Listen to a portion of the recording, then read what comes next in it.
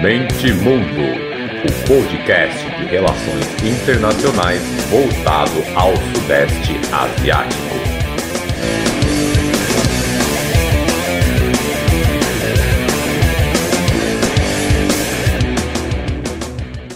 Fala galera, último episódio dos 5 de comemoração, um aninho de podcast. Já está praticamente decidido que eu vou continuar fazendo, não sei da frequência nem nada, vamos ver. Mas já estou vendo um retorno legal em números de audições no podcast, acesso no site, enfim. Então, valeu, muito obrigado a todo mundo. Então, eu falei que ia fazer 5, agora em julho, de 4 a 5, né? Então, fechei em 5, ficar um por semana certinho. Então, hoje a gente está aqui com o Rafael. Eu apertei o nome dele, sobrenome agora há pouco para não cometer a gafe, mas vamos deixar ele se apresentar que fica melhor. Por favor, Rafael, faça uma introdução, como eu brinquei nos outros episódios, dá uma carteirada curricular aí para a gente, por favor. Obrigado, Walter. Agradeço a oportunidade de estar aqui. Eu sou Rafael Franceschi, graduando em Relações Internacionais pela URGS. Sou bolsista e pesquisador na atividade Oficina de Estudos sobre a China e o Leste Asiático, que é um projeto de pesquisa e de extensão da Universidade Federal do Rio Grande do Sul, vinculado à Faculdade de Ciências Econômicas. O objetivo do projeto é promover o debate público, a troca de experiências e a produção intelectual coletiva sobre assuntos relacionados às relações internacionais da China e do Leste Asiático. Nós somos um grupo heterogêneo formado por jovens pesquisadores da graduação e da pós-graduação em Relações Internacionais e Estudos Estratégicos. E hoje eu estou aqui para bater um papo contigo sobre a rivalidade entre Índia e China no século XXI. Show! Vamos falar de Índia, China, de Ásia. E tem um episódio engraçado que hoje é sexta, né? Terça agora, ou segunda, não lembro. Eu recebi no e-mail do trabalho de uma corretora grande aqui do Brasil, uma live, né? Um evento ao vivo, para as pessoas participarem, e o nome era o Mercado Asiático. E eu pensei, interessante, né? Eu vou correr para casa aqui, que é bem o horário certinho de eu chegar em casa, e vou dar o play, vou assistir. E foi mais ou menos 1 hora de duração, e a pessoa que se apresentou lá falando sobre mercado asiático, ela falou... Eu não assisti tudo, quando chegou em 30, 40 minutos que eu vi que não ia sair daquilo, eu confesso que eu desliguei. Mas estava programado para ser 1 hora. E nesses 40 minutos ela falou praticamente só de China e praticamente só de commodities, do boom das commodities, isso e aquilo, dos ciclos. Então, assim, uma corretora grande do Brasil resumiu o mercado asiático a boom de commodities e China. Enfim, então é um comentário aqui que eu queria fazer para a gente começar a conversar, que tem tudo a ver, né, com o episódio aqui. E, rapidinho, eu não achei interessante falar isso, que nem você comentou da oficina do grupo, né? E, enfim, todo o grupo aí, pessoas que eu converso de grupo A, grupo B acadêmico, eu faço a ressalva da importância de democratizar os debates, os artigos, o conhecimento em geral, porque aquela história lá da Torre de Marfim, que os acadêmicos têm que participar, e para curiosos, para viciados, para como queiram definir, que às vezes eu me defino em um e outro, e ficar por dentro, né, do que está sendo produzido, debatido, argumentado. Então, para começar, eu já quero também fazer esse disclaimer aqui, dar o parabéns para o grupo, que a gente já conversou no WhatsApp outra vez. Você comentou isso, que o grupo tem ido para o YouTube, tem feito umas discussões mais abertas, então é sempre bom fazer esse parênteses aqui, porque realmente o Brasil está precisando aí de um debate com nível, porque olha, a coisa está feia. Mas vamos lá, vamos falar de Índia e China. Índia, eu confesso que pouco eu leio, eu fico mais no Sudeste Asiático, embora, obviamente, né, tenha uma relação ali direta de milênios. A China um pouquinho mais, então assim, eu deixo ao seu critério sobre o que você quer começar a falar, que China eu leio, um pouco, a Índia menos, então assim, eu estou aqui como espectador, ouvinte, e vamos ver o que vai dar aí que você vai falar, porque olha, não sei se eu tenho muita coisa para ficar brincando junto aí, porque Índia eu não sei quase nada. Não. Esse comentário sobre essa live resumir o mercado asiático ao mercado chinês é um pouco engraçado, embora no momento atual o papel da China seja preponderante As projeções do FMI para 2050 apontam que 4 das 5 maiores economias do mundo serão asiáticas. Apenas a segunda maior economia não será asiática, será a economia dos Estados Unidos. E logo em seguida vem a China em primeiro, Índia em terceiro e depois Japão e Indonésia. Então, tu resumir todo um mercado asiático que vem em constante crescimento e desenvolvimento a um único país, já mostra que o Brasil precisa ficar mais atento e começar a enxergar novos jogadores, novos players nesse cenário. É óbvio que no caso chinês a questão das commodities saltam aos olhos, mas no caso indiano, que já está entre as 5 maiores economias, as questões das tecnologias da informação, setores farmacêuticos, as tecnologias relacionadas ao crescimento e desenvolvimento sustentável, como as placas solares, também vem chamando a atenção, pelo menos a nível do sistema internacional. Agora, resta saber se o Brasil vai estar disposto para abrir os olhos e começar a pensar a sua estratégia do Brasil para a Ásia. E, assim, a Índia, uma coisa que eu noto, sinto quando leio muito sobre a Índia, é o protecionismo, né? Outro dia eu li algum artigo, alguma coisa falando da importância do protecionismo deles para a alimentação, né? Que a quantidade de gente que tem lá. Então é por isso que muita gente ainda é agrária, que lá ainda tem muitas regiões ainda que o governo subsidia muito, porque pode criar uma crise alimentar, né? A crise alimentar na Índia pode dar uma guerra aí de proporções bíblicas. Então, eu queria que você aproveitasse. Então, vamos começar por um assunto que eu já entendo um pouco, aí, que eu li um pouco, que é sobre o acordo que a Índia não quis participar, né? Que é do RCEP. Tem gente que fala RCEP, aí tem gente que fala RCEP. Eu gosto de falar RCEP porque senão fica parecendo um galo. Então, vamos falar RCEP aqui. Bom, eu ia falar é o acordo do Sudeste Asiático e tal, mas aqui quem está aqui para falar é você. Você explica aí o acordo rapidinho. E da perspectiva da Índia, né? Porque ela ficou de fora e tem muita gente que linka a submissão aos Estados Unidos, mas eu acho que vai muito para além disso, né? Eu acho que para a gente falar de RCEP, de Índia e também de China que está envolvida, que a gente tem que trazer uma questão central, que é ambos os países se enxergam como grandes potências e vão fazer políticas para se tornarem grandes potências. E aí a gente pode falar de grande estratégia, do que eles vão fazer para alcançar.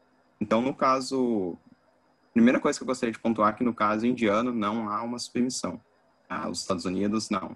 A Índia sempre preza pela autonomia estratégica e faz acordos táticos voltados para isso. O caso da RCEP ele é curioso porque quando tu analisa, claro que tem toda a questão envolvida, a questão geopolítica e estratégica entre a rivalidade mesmo, no âmbito securitário e militar, entre China e Índia, mas também tem outros fatores que devem ser levados em consideração quando tu analisa o porquê da Índia ter ficado de fora do RCEP. O principal deles, para além da questão política e estratégica, é o fato da economia indiana ainda ser protecionista, como tu muito bem pontuaste, e também a Índia está com um déficit comercial com 11 dos 15 países que compõem o acordo.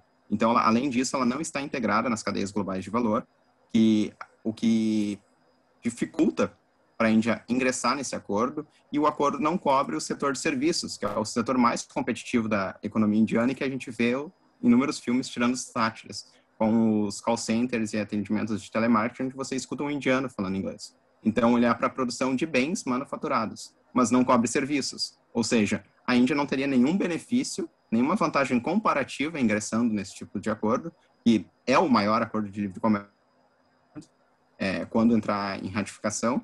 A China, Tailândia já ratificaram um acordo, então há a expectativa de que até 2022 o acordo entre em vigor, porque para ele entrar em vigor precisa de 6 países membros da ASEAN sejam signatários e 3 não membros, ou seja, tu precisa de 9 de 15 para o acordo entrar em vigor. E claro, para a China, isso é um acordo do século, porque tu vai fazer a integração com o Japão, que é uma coisa que é a segunda e a terceira maior economia no mesmo acordo de livre comércio, algo que é inexistente até o momento. Para o Japão também há o benefício da integração com a Coreia do Sul, mas a Índia fica de fora dessa disputa e, claro, é um custo de oportunidade de perder o bonde da integração, mas, ao mesmo tempo, a Índia está prezando pela sua autonomia, pela autonomia estratégica de longo prazo, e não vai ser por causa dos Estados Unidos ou da China que ela vai mudar esse posicionamento. É uma visão de grande estratégia de que não vai se comprometer. Eu fiz um episódio do RCEP, né, que saiu, e duas coisas, porque eu tento pesquisar jornais asiáticos, escritores asiáticos, eu tento até ver o outro lado. E duas coisas que eu percebi que não saía aqui, primeiro, é isso que eu falei da Índia, que aqui falou sobre ser submissa aos Estados Unidos, e é mais do que isso, né, como você falou, e também sobre isso, a integração Coreia do Sul, Japão, China. Que aí todo mundo fica nessa de, o Quad, que acho que até você vai comentar aí também, contra tipo assim, uma guerrinha de futebol, o time A contra o time B, é muito mais. Eu já vi também um escritor japonês falando que a guerra comercial acho que foi até o Biden, não foi nem o Trump, de colocar sanções sobre venda de semicondutor para a China, ele está travando um mercado forte do Japão para a China, da Coreia do Sul para a China. Então, assim, eu já vi escritor japonês falando que a guerra comercial não é China e Estados Unidos, é Estados Unidos e Ásia. Então, assim, não é simples, né? Não é um negócio... não é bipolar, que eu queria dizer, não é maniqueísta, né? De, não, de um lado está o Ocidente, do outro está o Oriente, porque o comércio interesse está aumentando muito e eu não sei se é por gostar da região, de estudar, que eu acabo ficando, sei lá, otimista, mas a impressão que dá é que quando o RCEP finalmente andar, você vai cruzar as três economias de um jeito que já não vai ter mais como sanção, Estados Unidos mesmo com o poder bélico deles, não vai conseguir mais ter influência, principalmente nos mares ali, né? Enfim, são duas coisas que eu começo a lembrar conforme você vai falando, e são duas coisas do RCEP que eu já, quando eu comecei a ler, pesquisar, eu senti já, principalmente essa com relação à Índia, que é complicado. Mas vamos falar do Quad. Minha cabeça vai. Vamos pro Quad? O que você acha? Ou quer falar de outra coisa? E vamos falar do Quad, porque ele também se conecta com essa questão da RCEP e de como se dá essa integração na Ásia como um todo. E se pudermos resumir em uma palavra, eu diria que seria pragmatismo, porque tu tem essa interdependência econômica entre os países asiáticos e o único país que está realmente barrando essa integração é a Índia, porque se vê como uma grande potência e não vai aceitar ser menos do que isso. Mas do outro lado, tu tem a China com disputas estratégicas e securitárias com quase todos os outros países do leste e sudeste asiático e, ao mesmo tempo, tem esse aumento da interdependência econômica. Ou seja, há um pragmatismo onde tu vê o Japão e a Austrália, que são dois países que fazem parte do Quad, que é o Quadrilateral Security Dialogue, e eles estão integrados na RCEP, com grandes probabilidades de ratificarem o acordo, ou seja, aumentarem a independência econômica, mas no âmbito militar e securitário, a aliança é com os Estados Unidos e com a Índia. E quem pode fazer frente à China na região é a Índia, não é Japão, não é a Austrália. E é isso que é legal, que pra gente que gosta de estudar o tema, que quando eu comecei a estudar relações internacionais, eu comentava com meus amigos que estava no auge do Game of Thrones, né? E eu falava, Game of Thrones não é nada. Tu quer brincar de Game of Thrones, vai ver as relações entre os países, as brigas, as discussões. E essa é um clássico, porque a Austrália e o Japão, militarmente, quer pertencer aos Estados Unidos, né? Quer ter uma aproximação maior, só que economicamente quer o inverso. E é algo que os Estados Unidos, por exemplo, não vai aceitar. Para eles é o famoso tá junto.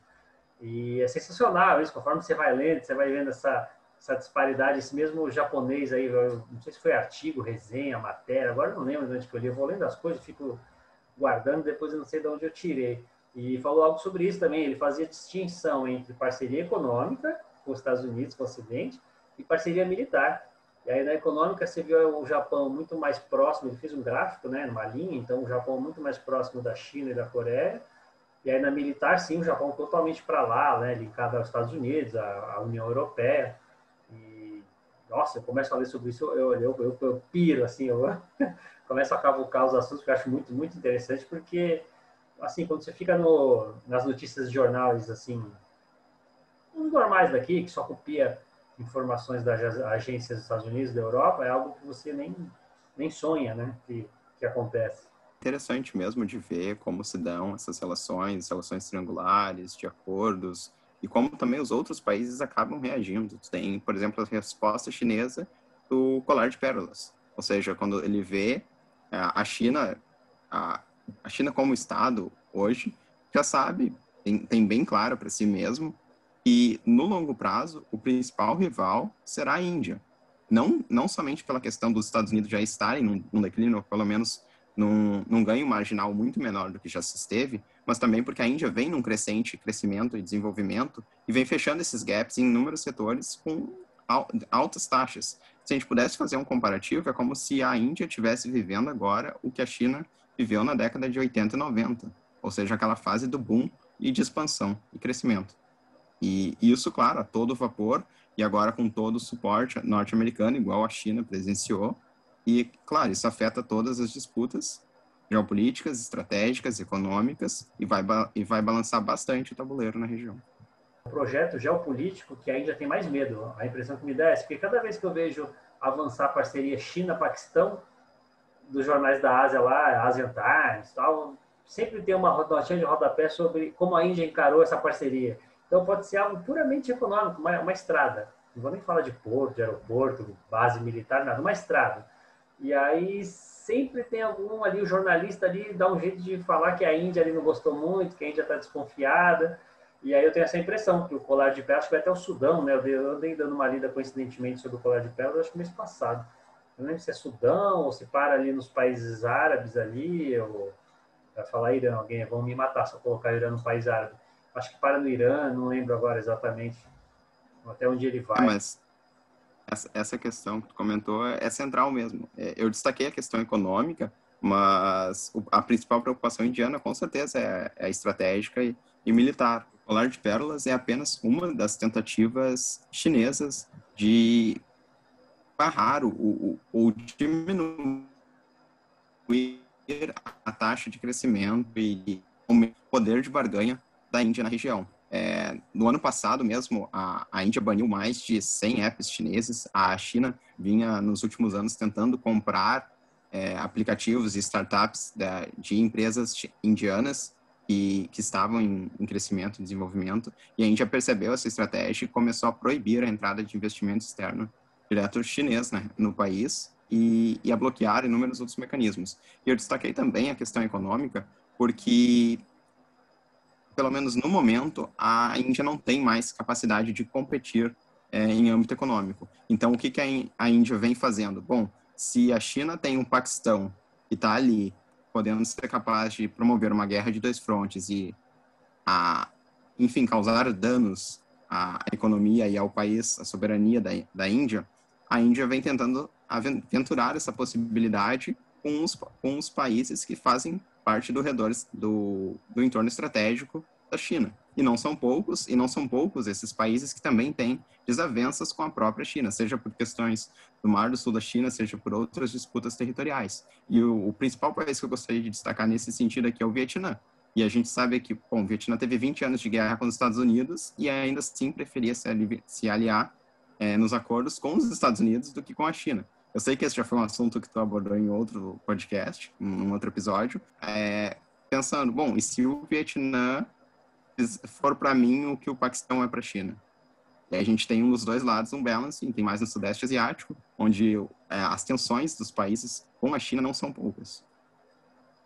Então, é outra coisa também que eu brinco do Game of Thrones, porque as pessoas acham, no geral, eu falei disso até no episódio anterior, que eu fiz com o professor Bruno, da Federal de Santa Maria, aí a gente ficou falando sobre o Sudeste Asiático e tal, e os vietnamitas, no geral, eles têm mais desconfiança chinesa que com os Estados Unidos, porque os Estados Unidos foi uma guerra de 20 anos, só que o Vietnã com a China, lá do século I ao século X, eles estiveram praticamente o tempo inteiro em guerra, e o Vietnã do Norte ali como um estado vassalo da China. Então, assim, as pessoas que olham por cima essas questões estranham, mas, na verdade, os Estados Unidos foi uma página curta, porque o Vietnã, pegar aí 2, 3 mil anos, eles estão mais em guerra com alguém do que com paz, e metade desse período todo é com os chineses, né? Então, para eles, e a proximidade geográfica, né? Talvez eles tenham esse sentimento parecido Exato. com o indiano até, né? De não ser absorvido pela economia da China, né?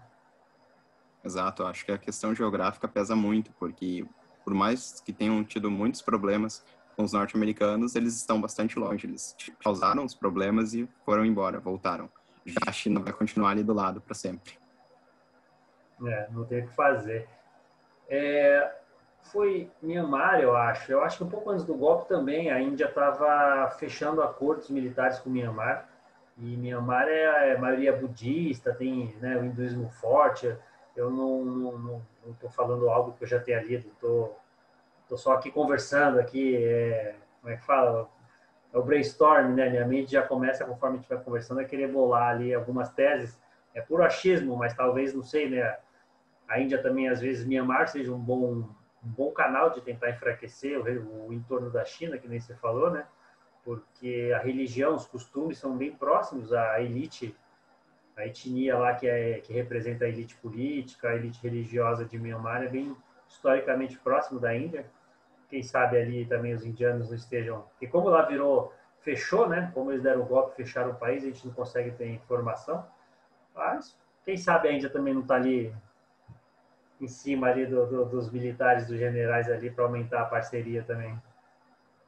É uma possibilidade, a instabilidade no país, na região, está bastante grande. A gente não sabe, igual tu bem pontuou, a gente não sabe exatamente qual é o nível de aprofundamento das relações que está tendo tanto do lado indiano quanto do lado chinês, que também sempre apoiou no sentido de ficar grave e de não ter essa ajuda internacional, quando há o boicote internacional, seja por golpe, pela ditadura, pelo que for, a China normalmente, pelo menos, garante o básico, o mínimo ali para os países da região. Pelo menos relevância, se não preponderância naquele entorno estratégico. Bom, falando de economia, do colar de pérolas, que é um tema interessantíssimo, deve dar muita tese aí de doutorado e mestrado, que é um tabuleiro xadrez incrível. Que outro assunto aí você tem para a gente confabular?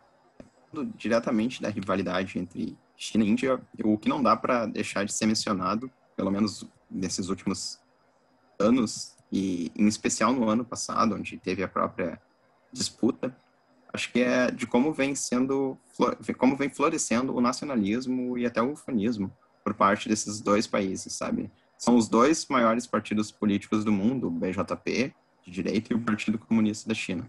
E nessa disputa tem narrativas que podem causar problemas de longo prazo nas relações dos países e já não é das melhores. Então, quando tu pega e analisa, e tu tá falando das duas maiores populações do mundo, dos países que estão entre os maiores em termos de extensão territorial, são dois países que têm bombas nucleares, são grandes economias, a China é a segunda, a Índia é a quinta, com projeção de no futuro a Índia ser a terceira e a China a primeira. Então, o escopo dessa disputa e desse aumento de nacionalismo exacerbado é bastante perigoso. Eu lembro de um caso bastante recente, foi publicado no Twitter do Partido Comunista Chinês, e foi bastante marcante, porque foi na época da terceira onda da Covid. E naquele período, a China estava lançando um foguete para o espaço. E teve uma postagem que marcou muito, que foi dessa parte do Partido Comunista Chinês comparando os dois países pegando fogo. E aí do lado indiano seriam as covas sendo queimadas em relação à Covid, e do lado chinês seria um foguete, símbolo de supremacia de alguém que está vencendo e está decolando. Então, isso é um claro desrespeito diplomático, e do lado indiano também há esse tipo de fomentação. Eu já participei de inúmeros seminários e projetos. Às vezes eu vejo doutores, professores comentando sobre, às vezes professores indianos reclamando dos chineses e doutores também. Ou seja, não há esse diálogo em nenhum escopo seja da academia, do setor privado, da população. Isso é perigoso, porque pode escalar para as massas e a gente não sabe a dimensão que pode se tornar. Nossa, eu não vi essa postagem. Que postagem mais... Foi deletada. Ela foi deletada logo na sequência. Cara, que postagem mais Ernesto Araújo é assim, que totalmente fora de tom. É engraçado que eles disputam tudo, né? Outro dia eu estava lendo sobre a China permitir mais um filho, e um dos argumentos era para manter o soft power de dizer a nação mais populosa do mundo, porque a Índia vai passar a China até 2050, se eu não me engano. Então, assim, até 1,5 bilhão não tá bom? Não, se o vizinho tiver 1,6 bilhão, a gente quer 1,7 bilhão.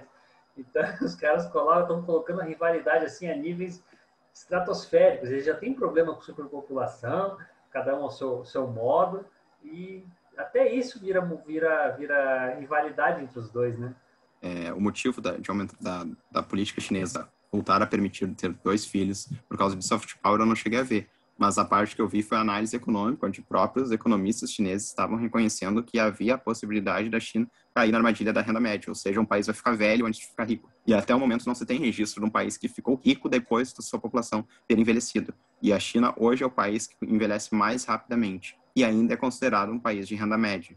Então, permitindo esse boom, se fazer uma breve comparação, que já está em menos de 3 a 4 recém-nascidos por média, assim, do caso chinês, na Índia passa de 7 a 9. Então, é muito grande. O potencial também indiano de crescimento é muito grande. A Índia tem uma população de cerca de 40%, 60% ainda rural. Então, se tu faz essa migração para o êxodo rural, o governo indiano está bastante ciente disso. O relatório Índia 2030, ele aponta 3 cenários de crescimento e de desenvolvimento, onde se tu mantém as políticas que estão, se tu aprimora elas ou se tu diminui elas, e todos em 3 cenários, do mais otimista ao mais pessimista, a Índia cresce muito. No mais otimista, ela chega até quase 10 bilhões em 10 anos.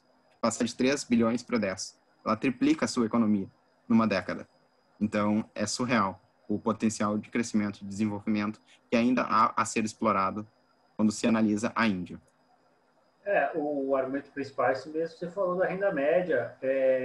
Eles até fazem umas projeções sobre será que a política do filho único realmente foi boa, porque a história mundial mostra que conforme o país vai enriquecendo, a sua economia vai aumentando e as pessoas naturalmente vão indo para as cidades, já diminui, né, o número de nascimentos. É um processo natural, que quando você é rural, você pensa no filho como mais uma mão de obra, uma pessoa te ajudando, e aí quando você vai para a cidade já entra naquele pensamento de ser um custo, na verdade, que tudo já entra na lógica do capitalismo, de pensar que você tem que pagar escola, você tem que pagar médico, enfim.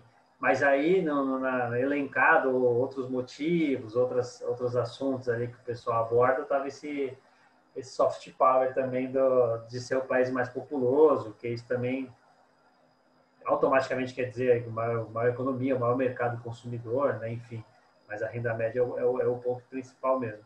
A gente consegue perceber também essa disputa na própria diplomacia da vacina, com a Coronavac e com a Covaxin. Enquanto a Índia entrou nessa terceira onda, que foi muito devastadora para o país, vencendo ainda, a gente percebeu o apoio internacional para socorrer a Índia, principalmente por parte dos Estados Unidos, vamos pelo menos liberalizar as patentes, não que isso vá ter um efeito prático, tá? Isso é uma outra discussão, já vi autores debatendo sobre a real importância, o real impacto de liberalizar de liberar as patentes da vacina, mas isso pode trazer pelo menos um aspecto bom, a Índia tem que estar disponível para fazer frente à China na região e nos países do Sudeste Asiático. Quando a Índia entrou nesse colapso da terceira onda, eles deixaram de receber as vacinas, deixaram de receber as doses, e houve um aprofundamento das relações da China com esses países ali do entorno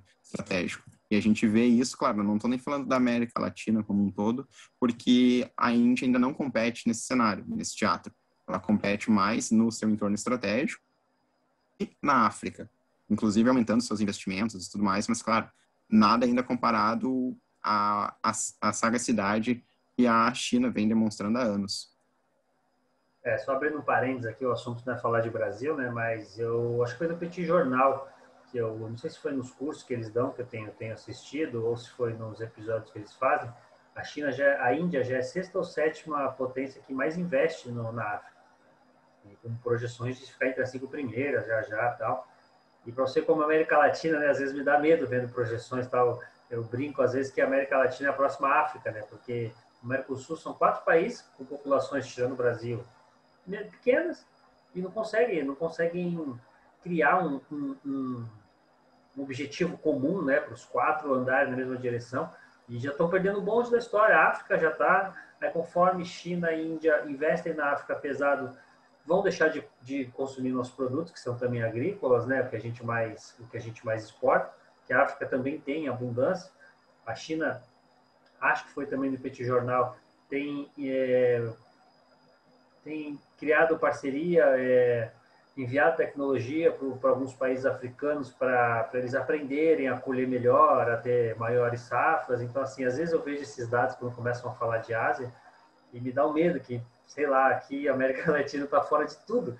Que nem agora você falou da Índia. Realmente, a Índia não tem grandes, que eu já tenha visto, né, noticiado, grandes projetos, grandes ambições aqui para a América Latina, né? Então, a impressão que dá, que nem você falou agora, já me deu esse sentimento de novo. A Índia não está nem olhando para a gente. A preocupação dela é Sudeste Asiático, a África, e a gente não está nem no roteiro. Dá um medo quando eu ouço essas coisas, que a impressão que me dá é que daqui para 2050, 2060, a gente vai ser a próxima África, assim, os excluídos, que só são agrícolas, que não tem muita parceria, que não está na cadeia global de valor. Nossa, que medo. Falando sobre a perspectiva do Brasil e da região, é bastante deprimente, assim, analisar. O Brasil já está se encaminhando para mais uma década perdida, desde o nosso período da democratização, e a América Latina como um todo também não está integrada nas cadeias globais de valor. São poucos os países que têm bastantes acordos de livre comércio com outros países que não da região, e aqui a gente pode destacar o Chile, o Peru. Não são países do Mercosul, mas da região como um todo a gente vê esse esquecimento, nós não temos um grande polo de inovação tecnológica, nós não estamos, embora o Brasil ainda esteja entre os países que mais recebem investimento externo direto, principalmente por causa do nosso tamanho e do tamanho do nosso mercado, não é o suficiente. O Brasil, historicamente, sempre dependeu desse investimento externo direto para se desenvolver, desde a época mais recente, mas a região como um todo vai enfrentar períodos nebulosos, enquanto que a África vem recebendo cada vez mais investimento e aprofundamento das relações políticas e estratégicas, e aqui a gente pode falar do projeto chinês central também, dessa política externa chinesa do Xi Jinping, que é a Belt and Road Initiative, a iniciativa Cinturão e Rota. E como que começou em conectar a China, a Eurásia, já se expandiu para a África, está chegando também na América Latina, mas, claro, nem perto de ser no mesmo volume e na mesma intensidade. Então, isso deixa claro as preferências políticas, econômicas e securitárias em termos de região e do que será pautado no futuro. É assustador, é só isso que eu consigo pensar, é assustador.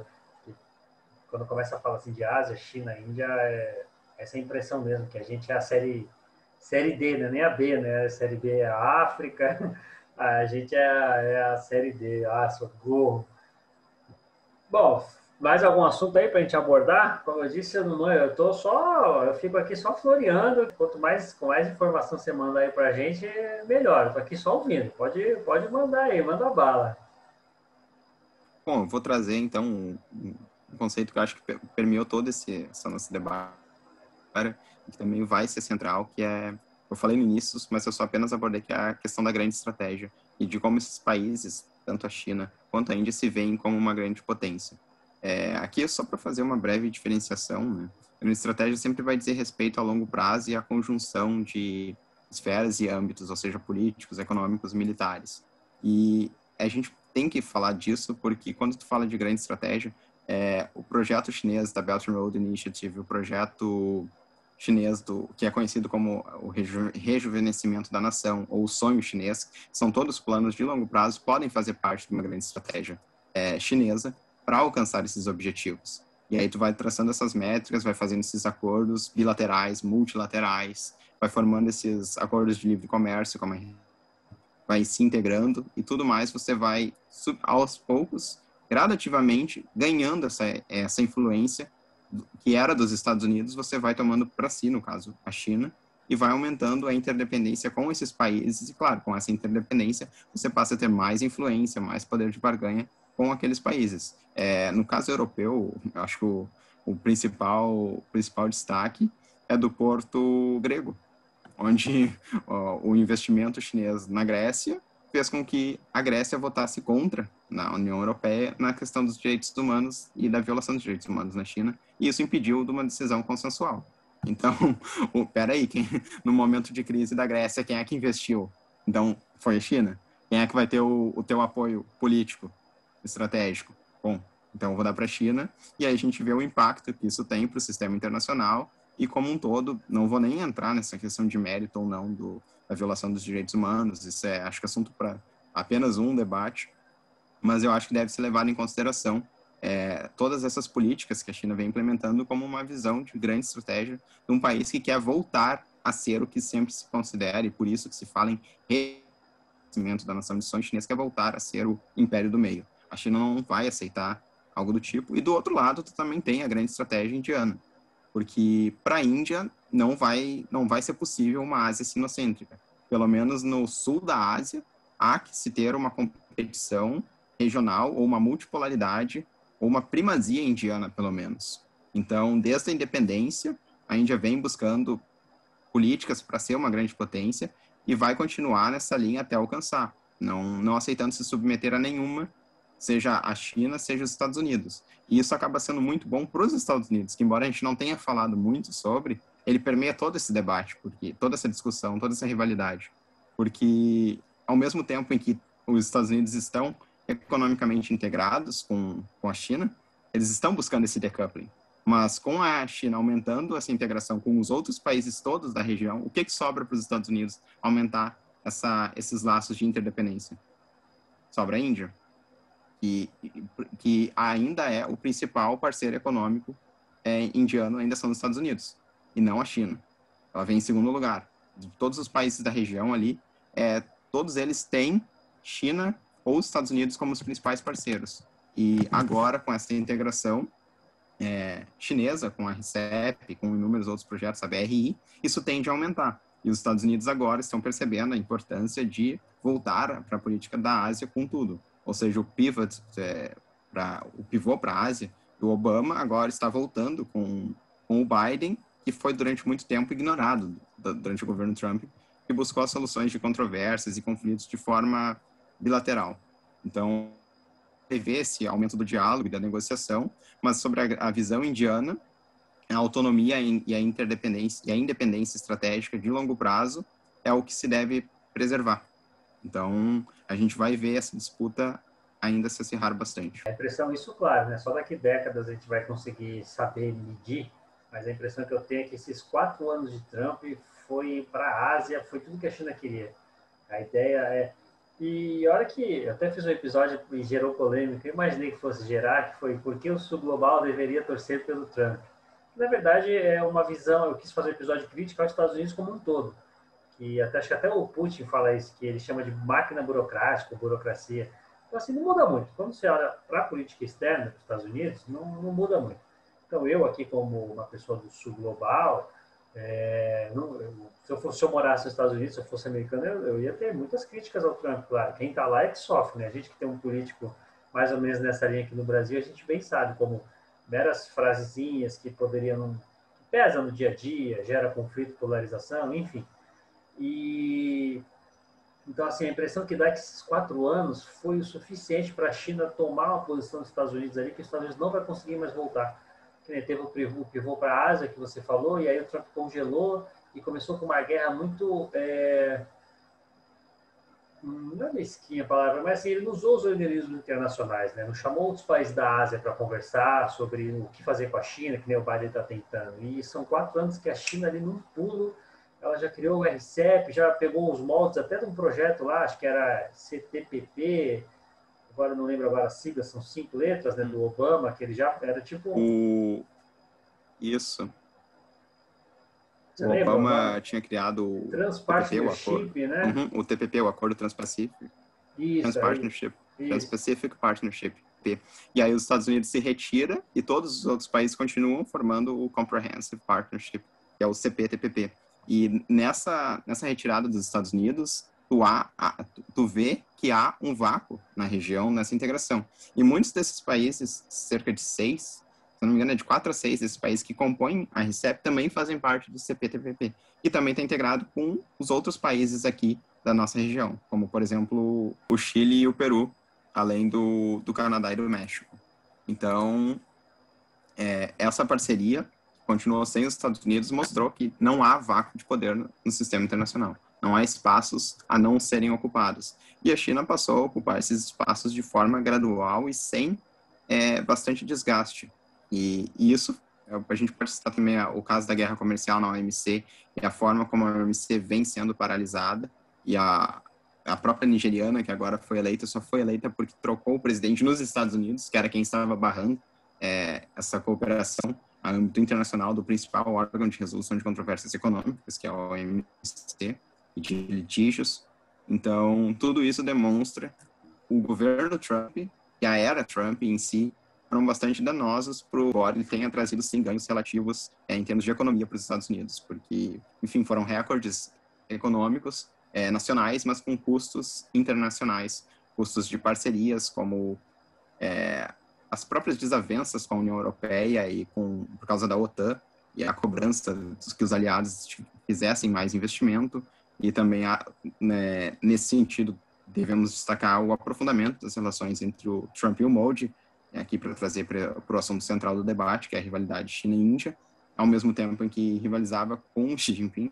Então, tu consegue perceber que embora tenham havido ganhos relativos conjunturais, no longo prazo pode ser que o dano tenha sido muito maior a ponto de não ter compensado os acordos táticos do momento. É isso mesmo. Porque, assim, até falando sobre o que a gente fala de Trump, tem alguns políticos que polarizam muito o debate, né? Então, resumidamente, a minha visão do Trump, que foi tudo que os asiáticos queriam, a Rússia também, que deu um tempo para eles continuarem, para eles tomarem, né, o vácuo de poder, que você falou, porque, assim, na minha modestíssima opinião, o mundo unipolar deu tão errado quanto o bipolar. Então, assim, eu torço por um mundo multipolar. Então, dessa torcida, que é meramente uma torcida de uma pessoa que é curiosa, às vezes viciada do tema, então, partindo desse pressuposto que o mundo multipolar pode ser, que pode não ser, pode ser melhor do que a gente tem visto da Guerra Fria para cá, então, o Trump foi bom, mas baseado nessa tese. Eu não estou entrando em detalhes de que o Trump ele é racista, nada disso. Eu estou só referindo a isso. E tentar, como eu acho que é interessante ver como seria um mundo multipolar, o Trump foi bom porque ele ajudou, pelo menos olhando para a Ásia, é isso. A Rússia fortaleceu também, a gente vai falando do assunto aqui na Rússia, mas a zona de influência dela ali com os estão, como a gente fala, né, o centro da Ásia, a China, isso com o R7. Então, assim, partindo desse ponto de vista, o Trump foi tudo que os asiáticos queriam, né? E eu queria comentar também aqui, a gente já deve estar indo para o fim, que você falou pragmatismo, né? E é isso, cara, essa é a palavra. Quando eu comecei a estudar a Ásia, pragmatismo é a palavra que define tudo. Como eles são espertos. Esses dias eu li que os chineses fizeram parceria com uns 15 a 20 frigoríficos do interior dos Estados Unidos. E foi até uma notícia que repercutiu aqui, querendo dizer que talvez o mercado chinês fosse diminuir aqui no Brasil, as vendas aqui no Brasil fossem diminuir, talvez. Aí repercutiram isso. Foram de 15 a 20, eu não lembro o número exato, de frigoríficos que a China fechou parceria lá e é legal porque o interior dos Estados Unidos é o que a gente chama de América Vermelha, né? Que são os apoiadores dos republicanos, do Trump, quem historicamente é mais protecionista. Lá é meio que consenso, mas quem é mais anti-China. Então, assim, na hora que eu li a matéria, assim, na hora eu pensei, cara, os chineses são tão espertos que eles matam dois coelhos, né? Eles diminuem a dependência do Brasil, que ainda é muito forte, já que aqui está tendo muito problema com a política, eles fingem que eles não se magoam lá com as frases do governo brasileiro. A gente sabe que sim, porque são ataques desnecessários, né? E, ao mesmo tempo, eles minam bem a parte dos Estados Unidos, que historicamente ali é mais contrária a eles mesmos. Sabe, quando eu li a notícia na hora, eu imaginei assim, tipo um cavalinho de Troia, assim, né? Eles fechando parceria com frigoríficos dos Estados Unidos. E é só mais um comentário assim, sobre o pragmatismo, que eu vejo esses movimentos, não só do chinês, do Sudeste Asiático, muito também. Eles são muito espertos em agir como um bloco, justamente por estarem do lado de duas grandes potências, né, como a Índia e a China. Então, é isso. Quando você falou no começo do episódio sobre o pragmatismo, eu pensei comigo, eu preciso fazer um comentário sobre pragmatismo, que é isso. Você começa a estudar a Ásia, essa palavra vem toda hora na cabeça, quando você começa a analisar os os movimentos deles, né? Aquela coisa pode ser que os Estados Unidos seja a principal ameaça em termos, e pode ser em termos econômicos, militares, mas em termos regionais, geográficos, a principal ameaça não é os Estados Unidos, eles estão longe, então eles aprendem a negociar e a fazer essa barganha. E eu concordo com boa parte do que tu falou sobre o Trump e sobre uma visão chinesa sobre isso, beneficiado como um todo sul global. Acredito que a visão chinesa do Trump apenas acelerou um processo que já vinha em curso, do declínio da ordem internacional americana e do declínio dos Estados Unidos como hegemonia incontestada. Então, partindo desse princípio, os chineses vêm trabalhando, obviamente que isso não é algo totalmente planejado, não é algo tácito, e tu consegue explicitamente trabalhar nessas questões e trabalhar estrategicamente e taticamente. Mas era algo que já vinha sendo aventurado nas próprias políticas de defesa, nos livros brancos e tudo mais. Hoje em dia mesmo, eu nem trouxe Taiwan para o debate, mas hoje em dia se questiona se acontecesse alguma coisa com Taiwan, se os Estados Unidos realmente iriam intervir, ou não. Porque o poder da China já não é nem de perto mais o mesmo, sabe? A China já está lançando agora, tá com o foguete supersônico que dá uma volta na Terra em 5 horas. Então, são outras capacidades que estão sendo aventuradas e a própria China não tem tantos porta-aviões, não tem toda essa capacidade de projeção de poder que os Estados Unidos têm, e a Índia muito menos, mas a China tem os seus mísseis balísticos que são capazes de defender, causar um ataque, pelo menos a nível regional. Então, isso faz com que os países no entorno ali aprendam a lidar. Eu lembro do teu episódio sobre as Filipinas e do Duterte, né? É aquela coisa, tu tem que manter o acordo com os dois. Tu tem a proteção com os Estados Unidos, rasguei o contrato, não, cancelei. Eu cancelei a contagem que eu rasguei o contrato. Agora não tá mais valendo. Então tu deixa naquilo ali, que os líderes aprendem a se posicionar. E sobre dos Estados Unidos, é interessante contrastar ela com a União Europeia, desse crescimento e desenvolvimento chinês e também indiano, porque, bom, a norte-americana é de se esperar que seja uma política de contenção à China, principalmente por ser quem está na liderança. Já a União Europeia, ela vinha numa política de neutralidade, principalmente enfatizando a questão da Alemanha e de outros países ali, como a Grécia, que eu falei anteriormente, e certa favorabilidade em relação a manter acordos com a China, mas com a questão dos direitos humanos, os próprios acordos que vinham sendo negociados entre a União Europeia e China deixaram de ser pautados, foram congelados, e agora a União Europeia está voltando a falar e dialogar com a Índia, que percebeu também que se realmente for nesse caminho de contenção à China, o único país na região capaz de, no longo prazo, ajudar nisso será a Índia. Então, é exatamente a questão de todos os países ali estarem percebendo que essa rivalidade ela vai ser estrutural. A Itália, às vezes, também me dá a impressão que o nacionalismo na Itália é mais forte, mas me dá a impressão que a Itália também está... isso que você falou da Grécia, eu não sabia que ela votou contra. E, assim, a impressão que me dá é que a Itália está indo para o mesmo caminho, assim, né, de começar a pesar os acordos econômicos que eles têm com a China e criar esse cavalo de Troia, que nem eu comentei dos frigoríficos dos Estados Unidos, né? E dentro do bloco, você começa a pegar aí você seduz mais aí parceria com um terceiro, e aí você já começa a minar as decisões que costumam, né, ser em bloco, né? Um voto contra já anula tudo. Muito interessante. Essa da Grécia eu não acompanhei, sensacional. Olha. Para finalizar, a gente poderia falar um pouco do Brasil. Acho que fechar com chave de ouro, né? O Brasil, normalmente, nessas questões, costumava ter uma posição estrutural de neutralidade, de não envolvimento, principalmente porque não são dois países que são desenvolvidos, nem China, nem Índia. Bom, a Índia é muito menos, mas a China também não é considerada país desenvolvido. Mas, no momento, a gente vê esse alinhamento ideológico na conjuntura, principalmente por causa dos espectros políticos que estão governando tanto o Brasil quanto a Índia. Mas o Brasil, acima disso, precisa começar a pautar como ele se enxerga no futuro, ou seja, ter a sua estratégia, igual a Índia tem o Índia 2030, cadê o Brasil 2030? Igual a China tem o plano Made in China 2049, cadê o Brasil 2049? O que o Brasil quer para o futuro, o que ele vai fazer para alcançar, como que ele vai lidar com esses players asiáticos que estão para se tornar os principais players. E aqui a gente está falando de China e de Índia, mas a gente não está falando do Vietnã, está com crescimento e desenvolvimento a ponto de talvez se tornar entre as 5, 6 maiores economias do mundo até 2050. A gente não está falando de Indonésia, a gente não está falando dos outros países que também fazem parte dessa integração das cadeias globais de valor, uma Tailândia, uma Malásia, e são todos, para não falar dos outros tigres asiáticos também, são países que estão e vão ser cada vez mais preponderantes nas disputas regionais. E tu falou antes brevemente da Guerra Fria, né? A gente viu que se a Guerra Fria beneficiou, sobretudo, a região da Ásia,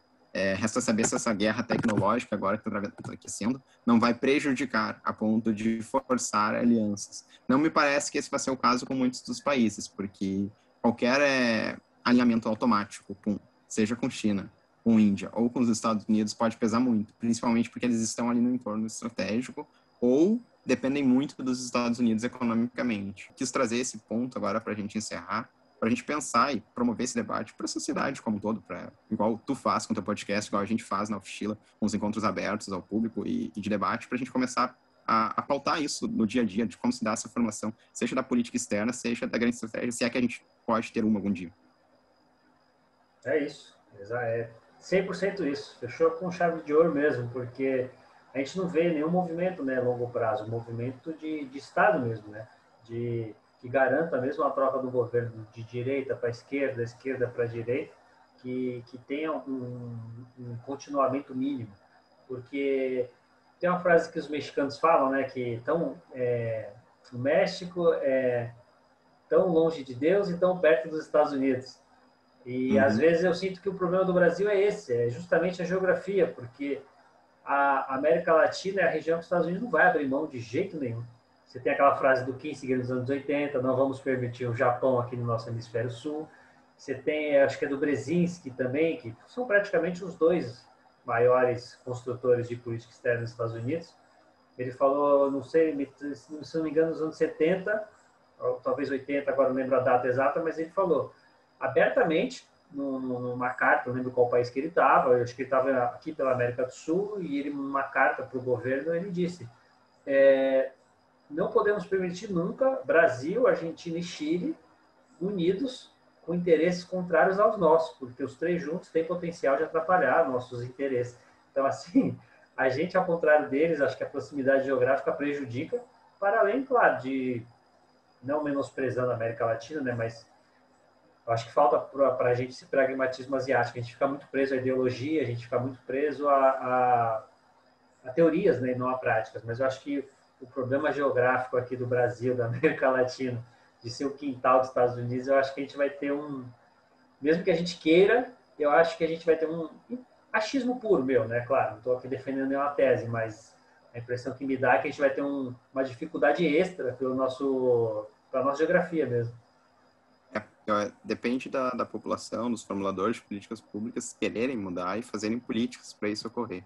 E em relação aos Estados Unidos, trouxe esses dois exemplos recentes, mas eu vou voltar bastante no tempo, porque Doutrina Monroe, sabe? Os Estados Unidos já nasce com pretensão de ser uma grande potência. Isso é um dos argumentos do Fiore, onde ele fala da formulação dos estados modernos, e os Estados Unidos já nasce com pretensão de ser uma grande potência no século XVII, XVIII. Sim. Então, Destino Manifesto, né? Eles já têm essa ideia mesmo, né? Então, de se reconhecer. A gente só tem e a China também tem só. isso. A China também tem isso, de voltar. A Índia também são países que estavam antes da ascensão da Europa como um todo, eram um centro do mundo, correspondiam por cerca de 50% do comércio, da produção, enfim. A gente precisa mudar a nossa visão de como nós mesmos nos vemos. Então, a gente conseguir agir nisso. Porque todos os outros recursos e capacidades nós temos, sabe? População, território, recurso. Somos um dos países mais beneficiados, 12,5% de água doce do mundo. A Amazônia Azul, que é o nosso oceano todo ao redor. Então, basta mudar isso. Basta como se fosse algo fácil. Mas que deve ser pautado e discutido, deve. Sim, sim. A Bolívia tem o lítio, o Chile tem o cobre. A gente podia fazer daria para fazer tanta coisa, né? E que me passa a impressão também, que eu sempre penso, é não copiar, né? A Ásia criou seu próprio jeito de crescer. Não fica, somos capitalistas, somos comunistas, então eu sou contra você, enfim. Eles criaram as suas próprias cadeias ali de valor. Os africanos também, ao seu modo, pelo que pouco que eu leio, que eu também não sou nenhum grande conhecedor da África, mas também vejo o Bloco das Nações Africanas, que pegam todos, e para além desse, tem outros blocos menores que são separados por região, né? Eu tenho visto movimentos deles quererem fazer até a União Aduaneira aos modos da União Europeia, mesmo que não consigam, mas O esses são maior, né? planos, né? Eles estão andando, eles estão discutindo. Aqui não, aqui você não tem nem a A discussão, né? União, a União Africana está para tentar implementar o maior, em termos de número de países, acordo de livre comércio, ou seja, com toda a África. Um acordo de livre comércio com todo o continente africano. É surreal. E aqui no Brasil a gente esqueceu a integração. O Mercosul, que foi concebido com um projeto de aumentar a integração e a liberalização dos mercados, se tornou exatamente o oposto. Foi um protecionismo brasileiro, um protecionismo argentino, uma sobretaxação e ainda assim outras questões, sabe? Eu acho que a integração, o que se dá para tirar de lição é a integração econômica como sendo esse driver das cadeias globais de valor de cada região, assim. O que começou nos Estados Unidos, Canadá e Europa, migrou aos poucos por custo de oportunidade, custo de entrada, para a Ásia, para os tigres asiáticos, em primeiro lugar, para Singapura, com seu modelo de desenvolvimento, que é o modelo de desenvolvimento chinês, uma cópia de Singapura, e a gente viu na região quem ficou fora dessa integração por muito tempo por protecionismo foi a Índia, e o preço ela está pagando agora, por exemplo, de 20 a 30 anos defasados em termos proporcionais e relativos ao que a China viveu na década de 80, quando a Índia no período ainda estava bastante próxima da União Soviética. É isso, perfeito. Quando eu falei que tinha fechado chave de ouro falar do Brasil, fechou melhor ainda. Bom, muito obrigado por participar. Eu tento aqui trazer pessoas que falem sobre assuntos e regiões que não se fala muito por aí, né? É África, Ásia. Então, brigadão. Você trouxe a Índia, que eu não falo praticamente sobre a Índia. E também dos convidados que eu trouxe agora nesse projeto piloto, não tinha falado sobre a Índia também. A China também não diretamente. Então, brigadão por participar. E aquele é o final clássico, né? O final clichê de todo podcast, todo lugar, que é sobre recomendação. Se quiser falar de algum filme, algum podcast que você ouve também, livro, aí você fica à vontade, que eu gosto de terminar com esse clichê, porque sempre tem dica boa que eu mesmo depois vou anotando para caçar, quando eu vejo por aí. Bom, eu agradeço a oportunidade de estar aqui falando contigo, foi um prazer. Acompanho o teu podcast há bastante tempo já. É um conteúdo mais do que necessário de ser pautado, de ser mostrado, por todas essas razões que a gente discutiu e muito mais, e não deu nem tempo de explanar e de falar sobre. E se eu puder deixar uma recomendação, eu acho que eu falaria do livro do Parag Markana, que é O Futuro é Asiático, para mostrar que, bom, ele dá uma pincelada aqui, outra ali, mas ele traz alguns dados interessantes, traz algumas questões para serem abordadas e mostrar que no longo prazo, mostrar com dados que no longo prazo a Ásia em si já está muito mais preparada em termos de pensamento e de ação, de linha de ação, para encarar o futuro. Viu como eu falei que é legal terminar com esse clichê? Não conheço esse autor, esse livro, já vou depois, até te peço o link, eu vou colocar lá o postzinho legal com tudo que a gente falou aqui.